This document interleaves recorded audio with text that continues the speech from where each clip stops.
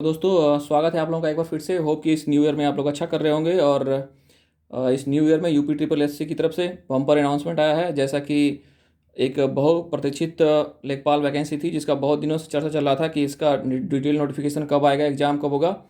तो उससे related notification UP triple S C की ऑफिशियल वेबसाइट UP SSC.gov.in पे आप जाके देख सकते हैं। और वहाँ पे 8,085 पोस्ट के राजस्व लेखपाल की वैकेंसी का डिटेल नोटिफिकेशन आ चुका है। तो दोस्तों इस वीडियो में हम डिस्कस करते हैं शॉर्ट में कि उस नोटिफिकेशन में क्या इंपॉर्टेंट चीज़ें हैं और फॉर्म भरते समय आपको किन किन चीज़ों का ध्यान रखना चाहिए, कौन से लोग एलिजिबल हैं, कौन से नहीं हैं, रिजर्वेशन किस टाइप का है। और इन सब तमाम बातों को ध्यान में रखते हुए हम आगे डिस्कस करेंगे कि हमारी एक ब्रॉडर स्ट्रेटजी क्या होनी चाहिए। जैसा कि आप लोग जानते हैं कि यूपीएसआई का भी एग्ज़ाम फाइनल नहीं हुआ है और दूसरा सारा लोअर मेंस का भी 2019 का भी एग्ज़ाम का भी रिजल्ट नहीं आया है। तो इसमें कंपटीशन ज़्यादा होगा। तो हमारी एक क्या स्ट्रेटजी होनी चाहिए जिससे कि हम आपको कम से कम 70+ स्कोर ला सकें। तो दोस्तों बढ़ते हैं आगे। तो सबसे पहले दोस्तों 7 जनवरी से इसका फॉर्म भरना स्टार्ट हो जाएगा और उसके बाद में इसका लास्ट डेट आपका 28 जनवरी है और संशोधन आप कर सकते हैं आपका 4 फरवरी तक। और दोस्तों इसमें ध्यान देने वाली एक बात है कि आप सिर्फ ऑनलाइन अप्लाई कर सकते हैं। अगर आप कहीं से भी किसी तरीके से ऑफलाइन फॉर्म भेजते हैं आयोग को तो फॉर्म एक्सेप्ट नहीं होगा, सिर्फ और सिर्फ ऑनलाइन फॉर्म एक्सेप्ट होगा। तो आगे बढ़ते हैं कि कौन से लोग अपीयर्ड हैं। हाँ, तो इसमें एक चीज़ और है कि एग्ज़ाम डेट जैसा कि आपने अभी एएनएम का एग्ज़ाम आया हुआ है, होने वाला है। एएनएम का एग्ज़ाम होने वाला है यूपी ट्रिपल एस सी के थ्रू। तो जैसा आपने देखा था कि पहले उन लोगों ने नोटिफिकेशन निकाला था, फिर बाद में लोगों को शॉर्टलिस्ट किया और फिर एग्ज़ाम डेट दिया कि हाँ अब शायद 12 जनवरी है कि हम इस समय एग्ज़ाम लेंगे। तो उसी तरीके से दोस्तों ये नोटिफिकेशन निकाला गया है, सबसे एप्लीकेशन लिया जाएगा, उसके बाद में पेड स्कोर के बेसिस पे शॉर्टलिस्ट किया जाएगा, उसके बाद में एग्ज़ाम डेट आ जाएगा कि हाँ एग्ज़ाम कब होगा। तो हम आप देख रहे होंगे पिछली वैकेंसी से अगर हम को रिलेट करें तो आपको मार्च 15 के बाद में या फिर मार्च में स्टार्ट से लेकर लास्ट तक में कभी भी एग्ज़ाम होने की संभावना है, जो सेकेंड हाफ में होने की संभावना ज़्यादा है, यानी कि 15 मार्च से लेकर 1 मार्च तक, या फिर आपको अप्रैल में भी जा सकता है। बट ये है कि हाँ मार्च में एग्ज़ाम होने की संभावना है, तो आपके पास ज़्यादा टाइम नहीं है, आपके पास जनवरी फरवरी का है। तो आपको स्ट्रेटजी अपनी अच्छी बनानी चाहिए और अच्छा स्कोर करने की कोशिश करनी चाहिए जिससे एग्ज़ाम फरवरी के बाद कभी भी लिया जाए तो आप उसमें एक अच्छा स्कोर कर सकें। क्योंकि आप देख सकते हैं कि सभी वैकेंसियाँ फंसी हुई हैं, ना तो यूपीएसआई का फाइनल होने वाला है, ना तो लोअर मेंस का रिजल्ट आ रहा है। यूपी ट्रिपल एस सी की तरफ से जब तक फाइनल रिजल्ट नहीं आएंगे तो जो पिछले लोग हैं वो वापस वो सब एग्जाम देते जाएंगे, तो कंपटीशन बढ़ा रहेगा। तो इसलिए आपको एक बेहतर स्ट्रेटजी बनानी चाहिए अच्छा स्कोर करने के लिए। तो आगे बढ़ते हैं। एग्जाम डेट जो है आपका बाद में अनाउंस किया जाएगा, अभी नहीं किया गया है। अब इसमें कौन कौन से लोग अपियर हो सकते हैं या कौन से लोग अप्लाई कर सकते हैं। तो देखो दोस्तों, जिन लोगों के पास वैलिड स्कोर कार्ड है, अगर किसी वजह से किसी का अगर स्कोर कार्ड नहीं है, अगर किसी का स्कोर कार्ड नहीं है तो वो अप्लाई नहीं कर पाएगा।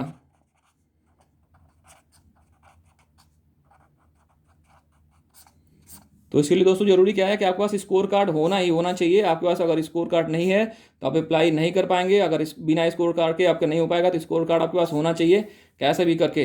और दूसरी चीज़ है कि जैसे बहुत सारे आप वैकेंसी में देखते होंगे कि वो सिटीजन ऑफ नेपाल, भूटान और सारे देशों के लोगों को भी अलाउ करते हैं, बट इसमें ऐसा नहीं है। इसमें क्लियरली लिखा है कि वो सिटीजन ऑफ सिर्फ इंडिया होना चाहिए और उसके बाद सिर्फ पेट का स्कोर कार्ड होना चाहिए। ठीक है, अभी उसमें ट्रिपल सी का ऐसा कोई मेंशन नहीं है कि आपका ट्रिपल सी होना चाहिए।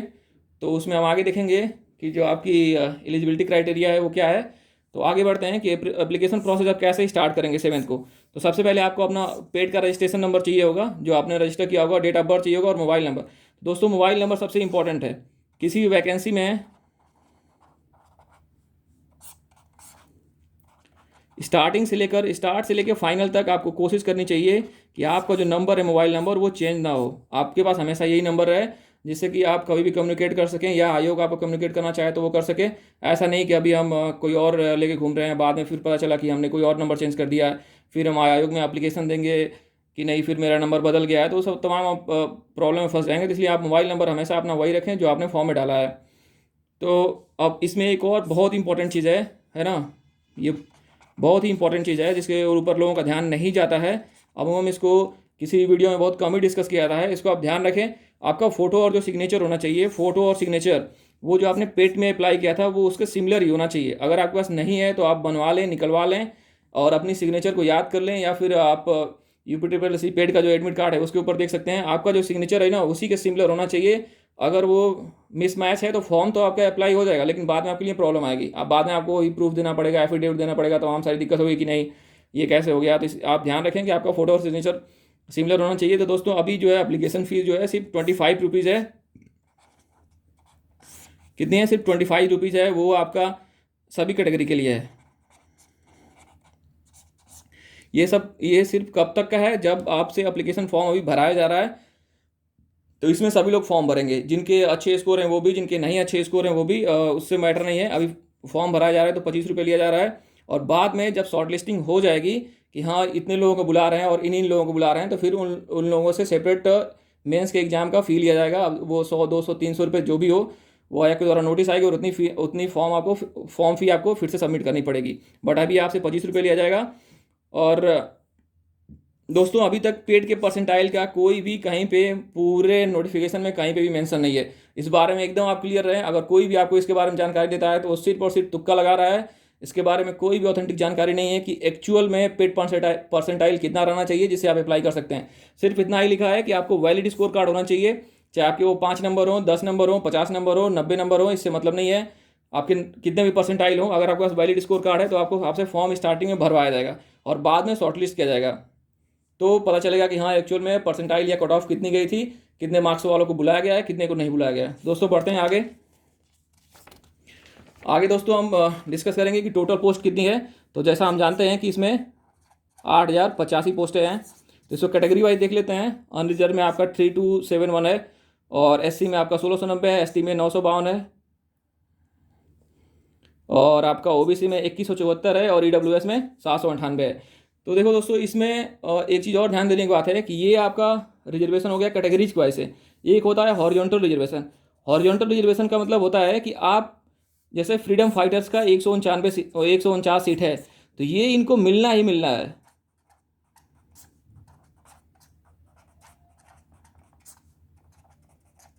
ना। इसमें किसी और को नहीं एंट्री किया जा सकता, चाहे उसका मार्क्स कितना भी अच्छा हो। मतलब 149 सीट फ्रीडम फाइटर्स के लिए है, तो फ्रीडम फाइटर्स पे जो आश्रित है उनके लिए 149 सीट है, तो उस पर जाएगी ही जाएगी। लोग नहीं मिलेंगे तो खाली रह सकती है, लेकिन उस पर किसी और को नहीं जाना है। वैसे ही पीएस फिजिकल हैंडीकैप्ड, उसमें 4 कैटेगरीज है। आप डिटेल में देख लीजिएगा किस कैटेगरी में कितनी है और आप किस में आते हैं। तो उसके लिए 309 सीटें हैं। अब ये क्या है ना कि ये पीएस को मिलना ही मिलना है। ऐसा नहीं है कि अगर पीएस का खाली है तो ये यूआर में या फिर ओबीसी वाला इसको ले लेगा, नहीं, ऐसा हो ही नहीं सकता है। आपको ये 309 सीटें सिर्फ पीएस को अलॉट की गई हैं। वैसे ही गर्ल्स के लिए बहुत अच्छी खुशखबरी है। लगभग आपको 20% सीटें, यानी 1604, 8000 का 1685, यानी 20% सीटें है ना, 20%, ये बहुत बड़ा है। 20% है ना, रिजर्व फॉर गर्ल्स। तो गर्ल्स अगर इस वीडियो को सुन रही हो तो उनके लिए एक बहुत ही अच्छा मौका है। अगर आपके पास थोड़ा भी ठीक ठाक परसेंटाइल है, यानी 50 परसेंटाइल भी है, 55 भी है, अगर आपके मार्क्स बहुत अच्छे नहीं थे, आप 50 परसेंटाइल भी लाई हैं, तो आपको, अगर आप गर्ल्स में 50 परसेंटाइल है ना, 50 परसेंटाइल से भी ऊपर हैं, तो आपको इसकी प्रिपरेशन स्टार्ट कर देनी चाहिए थी, और अभी भी स्टार्ट कर सकती हैं। और आपको अच्छे से प्रिपेयर करना चाहिए, क्योंकि आपके पास 20% सीटें हैं। 1604 सीटें जो बहुत ज़्यादा होती हैं, यानी कि लगभग आपके पास 20% सीटें हैं टोटल सीटों का। इस पर सिर्फ गर्ल्स का सिलेक्शन होगा, सिर्फ और सिर्फ गर्ल्स का, इस पर किसी और का हो ही नहीं सकता। तो ऐसे ही एक सर्विसमैन में 387 सीटें हैं। तो दोस्तों फिर आगे बढ़ते हैं कि आपका इसेंशियल क्वालिफिकेशन क्या होना चाहिए। तो अभी तक सिर्फ आप हायर सेकेंडरी मांगा गया है, कहीं पे भी CCC का कोई भी या कंप्यूटर सर्टिफिकेट या कोई भी कहीं पे मेंशन नहीं है। तो हायर सेकेंडरी यानी 12th होना चाहिए, 12th पास आपका होना चाहिए। तो या Uttar Pradesh board of higher secondary education होना चाहिए, या फिर उसके समकक्ष कोई डिप्लोमा हो, CBSE ICSE बोर्ड से 12th हो, या फिर अदर स्टेट बोर्ड से 12th हो। अगर अदर स्टेट वालों ने अप्लाई किया है तो आप इस फॉर्म को भर सकते हैं। और अधिमानी अर्हता मतलब दोस्तों, अगर किसी 2 कैंडिडेट के 70 मार्क्स हैं और दोनों में से किसी को चूज़ करना है, किसी एक को, तो उसको चूज़ किया जाएगा जिसने प्रादेशिक सेना में 2 वर्ष की सेवा दी हो, या फिर एनसीसी में उसके 20 सर्टिफिकेट हो। ये अगर दोनों चीज़ें होंगी तो इस पर आपको ध्यान नहीं देना है। बस आपके पास अगर 12th पास है तो आपको फॉर्म भरिए। ये तब होता है जब 2 लोगों में टैली होती है। तो अगर उसमें से किसी के पास इनमें से कोई अगर अधिमानी अर्हता होगी तो उसको वरीयता दी जाएगी, तो वो अलग बात हुई। आप बस अगर इतने 12th पास हैं और आपके पास अगर CCC नहीं है तो आपको फॉर्म भरने का मौका मिलेगा। तो आगे बढ़ते हैं दोस्तों, देखते हैं इसका सिलेबस क्या है, और उसके बाद में हमारा उसकी एक ब्रॉडर स्ट्रेटजी क्या होनी चाहिए कि हम 70+ कैसे स्कोर कर सकें। ये बहुत इंपॉर्टेंट फिगर है। अगर आप 70+ से एबव नहीं स्कोर कर पाइएगा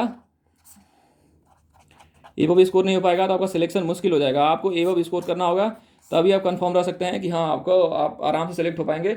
इवन मैं तो कहूँगा 75, लेकिन 75 ज़्यादा हो गया, बट आपको 70% स्कोर करना ही करना चाहिए। तो दोस्तों मैंने लोअर मेंस में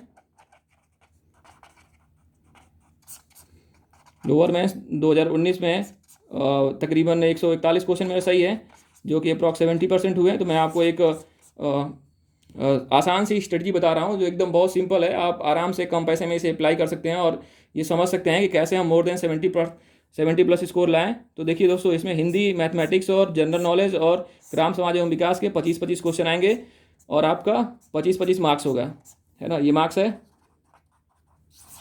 तो टोटल आपका 100 मार्क्स का होगा। 2 घंटे का पेपर होगा, यानी 120 मिनट का। और क्या है, 1/4 निगेटिव है। तो दोस्तों इसमें हम अगर आसानी से स्कोर करना चाहते हैं तो देखिए, ये हिंदी का सिलेबस बहुत ब्रॉड है, जिसमें आपको समास, पर्यायवाची, विलोम, तद्भव, तत्सम, है ना, वाक्यांश के लिए एक शब्द, संधियाँ, लोकोक्तियाँ, मुहावरे, सब चीज़ लिखना मेरे लिए फिजिबल नहीं था, तो आप उसको देख लीजिएगा नोटिफिकेशन से। इसमें मेरे कहने का मतलब ये था ना कि सबसे एक एक 2-2 क्वेश्चन पूछेगा, 1 से 2, है ना, 1 to 2, 1 to 2, इससे ज़्यादा क्वेश्चन नहीं आता है। तो आपको क्या करना है कि आपको कंप्लीट सिलेबस करना है। आप लुसेंट की कोई बुक ले लीजिए, लुसेंट की ले लीजिए, या फिर मार्केट में कोई भी हिंदी की आती है अगर UP SSC की, तो आप उसको ले लीजिए। और आप इसका जो भी पूरा सिलेबस मेंशन्ड है, आप उसको कंप्लीट सिलेबस को है ना, कंप्लीट सिलेबस को एकदम कवर करिए, जिससे कि आपका कुछ भी छूटे नहीं। ऐसा नहीं कि मुझे पर्यायवाची पढ़ना अच्छा लगता है तो मैं पर्यायवाची पढ़ूंगा, भैया मैं संधि नहीं पढ़ूंगा। तो भाइयों, मैं आपकी जानकारी के लिए बता दूं, संधि से लोअर मेंस में सिर्फ 2 क्वेश्चन आया था, और 2 वो भी विसर्ग संधि से पूछा था, और सिर्फ एग्जाम्पल पूछा था। और वो मेरे गलत सिर्फ इसलिए हो गए क्योंकि मैं संधि को बस एक बार ऐसे ऊपर ऊपर देखे गया था, विसर्ग संधि का एग्जाम्पल भी नहीं देखा था कि हाँ एग्जाम्पल क्या होता है, और वो 2 क्वेश्चन गलत हो गए। तो 2 क्वेश्चन आपके 5 मार्क्स उसमें कॉस्टिंग है, तो यहाँ पे 2 क्वेश्चन आपके 2 मार्क्स हो जाएंगे, जिससे आप बाहर भी हो सकते हैं, अंदर भी हो सकते हैं। तो ये एकदम ईजी स्कोरिंग है, यहाँ पे आपको अच्छा स्कोर करना चाहिए। और दूसरा है आप मैथमेटिक्स, अगर आप किसी भी एग्जाम की प्रिपरेशन कर रहे होंगे, SSC, बैंक, रेलवे या फिर वनडे का, तो आप मैथमेटिक्स अच्छा पढ़ते होंगे, तो आपको अर्थमेटिक्स और अलजेब्रा यानी बीजगणित और रेखा गणित तीनों को अच्छे से कवर करना चाहिए, ताकि आप हिंदी और मैथ्स में अच्छा स्कोर कर सकें। तो दोस्तों आगे बढ़ते हैं, हम GS के ऊपर डिस्कशन करेंगे। तो दोस्तों GS का सिलेबस बहुत ज़्यादा ब्रॉड है। GS में आपका history, geography, polity, economy, environment, current affair और UP स्पेशल तमाम चीज़ें हैं। तो आपको सब चीज़ पढ़ने की जरूरत नहीं है। आपको ये करना है, कोशिश करनी है कि आपको 25 क्वेश्चन है, तो 25 में से आप 15 क्वेश्चन कम से कम ला लें। तो दोस्तों आप 15 क्वेश्चन कैसे ला सकते हैं? तो 15 क्वेश्चन के लिए आपको देखिए, आप उसमें कंप्यूटर है, साइंस है और करंट अफेयर है, ये तीनों मिलाकर कम से कम तकरीबन आपको 10 क्वेश्चन होंगे। और बाकी बहुत एक लंबा चौड़ा सिलेबस है, जिसमें आपके 15 क्वेश्चन आने वाले हैं। इसमें भी एक आसान सेगमेंट है UP स्पेशल का। तो आपको कंप्यूटर साइंस, करंट अफेयर यानी समसामयिकी और UP स्पेशल, ये 4 चीज़ें कवर करनी चाहिए। ये आपको तकरीबन 10 से 12 क्वेश्चन दे देंगे। हाँ दोस्तों, ये मेंस का पेपर है, तो UP से स्पेशल रिलेटेड चीज़ें पूछी जाती हैं। UP से आपका नृत्य हो गया, खनिज हो गया, आपकी नदियाँ हो गई, पर्वत पठार और तमाम सारे संस्थान, ये सब चीज़ों को ध्यान से देखना होगा। आप कोई भी एक UP स्पेशल की कोई बुक ले लीजिए, उसे आप पढ़ लीजिए। तो आप अगर जियोग्राफी और इसमें सेंसस और इन्वायरमेंट और मॉडर्न इंडियन हिस्ट्री अगर इतना कवर कर देंगे, तो ये तकरीबन आपको टोटल 20 क्वेश्चन दे देगा, है ना। तो अगर आप दोस्तों इतना पढ़ लेते हैं तो आप 20 क्वेश्चन कवर हो जाएगा। आप अगर इकोनॉमी में बहुत अच्छे नहीं हैं तो ठीक है, पंचवर्षीय योजनाएं और बैंकों का राष्ट्रीयकरण और कुछ बैंक से रिलेटेड जो भी रिफॉर्म्स हुए हैं, और कुछ उस की जो टर्मिनोलॉजी होती है, जैसे रिवर्स रेपो रेट, है ना, CRR, SLR, इन सब चीज़ों को आप देख लीजिए। बस इसका डिफिनीशन में देख लीजिएगा तो काम चल जाएगा, बहुत ज़्यादा डीप में जाने की जरूरत नहीं है। और ग्राम समाज एवं विकास से आपको कोई एक मार्केट से बुक ले लेनी हो, जो बहुत मोटा नहीं हो, क्रिस्प और कंसाइज हो, और ये आप ले करके और उसकी पढ़ जाइए। और क्वेश्चन, प्रीवियस ईयर क्वेश्चन है, प्रीवियस ईयर क्वेश्चन से प्रैक्टिस कर लीजिए, तो आपको आराम से इसमें आप अच्छा स्कोर कर सकते हैं। इसमें भी सिर्फ थ्योरी है। ग्रामीण समाज और परिवेश से रिलेटेड कौन कौन सी स्कीम्स आई थी, कौन कौन सी योजनाएं आई हैं, उनमें से क्या चल रही हैं, इन सब चीज़ों से रिलेटेड क्वेश्चन आते हैं। आप कवर करिएगा तो कर सकते हैं। तो हम अगर ब्रॉडर वे में देखें, यहाँ पे कंक्लूड करें, तो आपको जो हाई स्कोरिंग एरिया है, आपको हिंदी में 20 क्वेश्चन स्कोर करने की कोशिश करनी चाहिए। वो कैसे हो सकता है कि जितना उसमें सिलेबस मेंशन है, हर चीज़ को कवर करें। और आप मैथ्स में भी ऐसे ही आप चाहें तो कम से कम 20 क्वेश्चन स्कोर कर सकते हैं, आपको करना ही होगा। अगर आप मैथ्स में 20 क्वेश्चन स्कोर नहीं कर पाएंगे तो आप फाइट नहीं कर पाएंगे।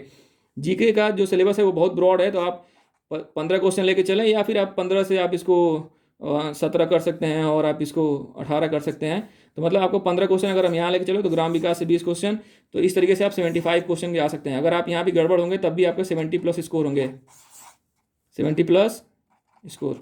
तो अगर दोस्तों आप इतना नहीं कर पाइएगा, अगर 75+ आ जाएगा तो 100% सेफ के करीब हो जाएगा। अगर आप 70+ भी रहिएगा तो आप 90% चांसेज रहेंगे, तो आपको 70+ मार्क्स लाना ही होगा। अगर आप इससे कम लाते हैं जनरल ओबीसी ईडब्ल्यूएस में तो आपके लिए प्रॉब्लम होगी। उसी वाइज कैटेगरी वाइज आप 2 4 5 मार्क्स घटा सकते हैं, इससे ज़्यादा का डिफरेंस नहीं पड़ता है। तो दोस्तों हमें क्या करना है, हिंदी, मैथमेटिक्स और इसका ग्राम समाज एवं विकास पे फोकस करना है। और जीके में बहुत सेलेक्टिव रीडिंग रख लेनी है। अगर आप जीके को पढ़ रहे हैं तो बहुत ही सिलेक्टिव पढ़ें, है ना। जैसे आप मॉडर्न इंडियन हिस्ट्री पढ़ रहे हैं तो उसमें बस आप डेट वाइज देखें कि कौन सा बंगाल पार्टीशन कब हुआ था, तो आपका क्रिस्ट मिशन कब आया था। आप ऐसी चीज़ों को बस देखें और डेट वाइज याद करते जाएं कि हाँ शिमला कॉन्फ्रेंस कब हुई। तो आप बस उसमें आपको मेन इंपॉर्टेंट पॉइंट्स याद रखने हैं कि शिमला कॉन्फ्रेंस कब हुई थी, उसमें कौन कौन से लोग पार्टिसिपेट किए थे। ऐसा नहीं है कि आप उसको डिटेल में 5 पेज का पढ़ने लग जाएं, पूरा बुक उठा के कि अरे इसमें क्या क्या बात नहीं। आपको बहुत क्रिस्प और कंसाइज पढ़ना है। आपको उतनी ही चीज़ें पढ़नी है जितनी की रिक्वायर्ड है, और 1 लाइनर्स ज़्यादा। मीन्स आप आरओ और यूपीपीसीएस का जो पीटी होता है ना, उससे ऊपर इसके मेंस का क्वेश्चन नहीं आएगा। यूपीपीएससी का पीटी या आरओ का पीटी, ये इक्वल टू हो जाएगा यूपी ट्रिपल एससी मेंस लेखपाल। इससे ऊपर क्वेश्चन नहीं आएगा, तो आपको उसके पीटी के हिसाब से पढ़ना है कि बस आपको मेन इंपॉर्टेंट चीज़ें याद रखनी है। ऐसे ही आपको जियोग्राफी में जो दर्रे हो गए हैं, पोरोसेरिडिया हो गई, या फिर आपके कुछ खनिज भंडार हो गए हैं। जैसे लोअर मेंस में पूछा था, कुद्रेमुख का पूछा था कि वो लोहे का इसको वाला कहाँ पे है, कर्नाटका में। तो ये सब चीज़ें आपको देख लेनी है। और लास्ट में चीज़ ऐड करेंगे कि परसिस्ट में आपको जितने सर्टिफिकेट्स होते हैं SC ST OBC और फ्रीडम फाइटर और प्लेयर्स का और एक सर्विसमैन का, ये सब चीज़ें दी हुई हैं। दोस्तों ये थी हमारी एक अच्छा डिस्कशन और अच्छी स्ट्रेटजी का डिस्कशन। अगर आप इसको फॉलो करते हैं, आप जीके के ऊपर बहुत ज़्यादा फोकस ना करें, इसको उतना ही पढ़ें जितना रिक्वायर्ड हो। आपकी ये स्कोरिंग एरिया है,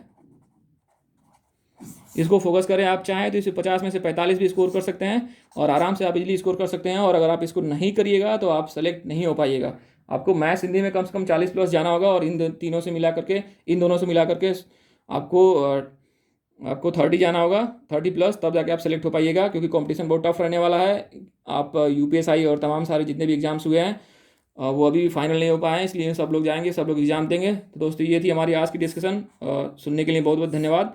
मिलते हैं फिर से अगली वीडियो में, तब तक के लिए थैंक यू। और अगर आप लोगों को ये वीडियो अच्छी लगी हो तो लाइक शेयर करें और मुझे कमेंट करके बताएं। तो इस पे हम लोग एक और ब्रॉडर स्ट्रेटजी लेके आएंगे कि आपको क्या चीज़ें कैसी पढ़नी चाहिए, किसको ज़्यादा फोकस करना चाहिए, किसको नहीं। दोस्तों थैंक यू सो मच।